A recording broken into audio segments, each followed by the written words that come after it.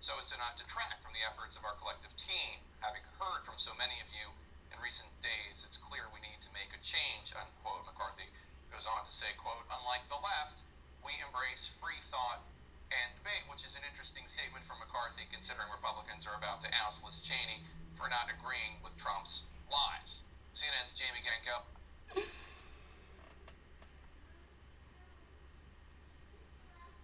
Actually, Jake, the Republicans are ousting Liz Cheney because she doesn't know how to follow a plan or be in touch with a very large amount of the Republican base that still has some allegiance to the former president of the United States.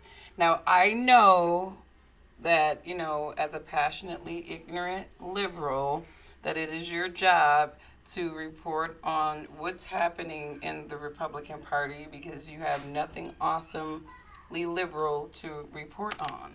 Like, so I get it. You don't have anything to report on, so this is the Republican Party business is your business. Okay, whatever.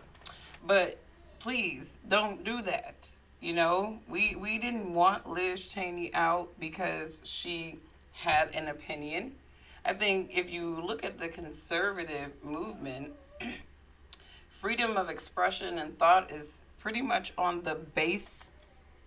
You look at the base as a whole, their lips, they're talking about freedom of expression, freedom of thought. So that's not quite accurate. That's not really what happened with Liz Cheney. I think that what happened is that, we got past the big lie, right? We got past the big lie. And Liz Cheney kept wanting to talk about it for her own relevancy.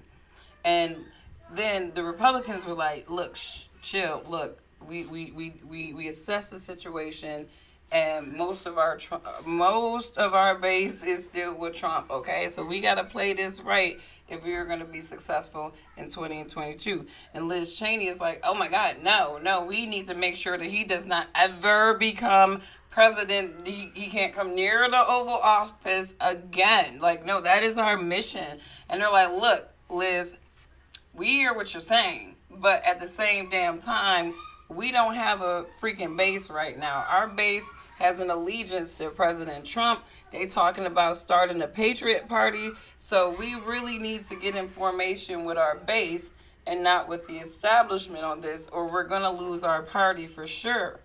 Right? So that's pretty much what it was with Liz Cheney. And she was just like, no, I'm going to just keep talking about Trump, and I'm going to keep talking about this big lie, and I'm just going to keep making a lot of unnecessary noise.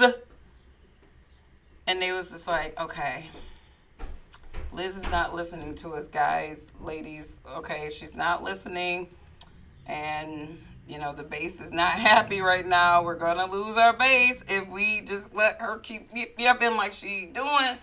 And boom. I didn't even think that they literally had the backbone.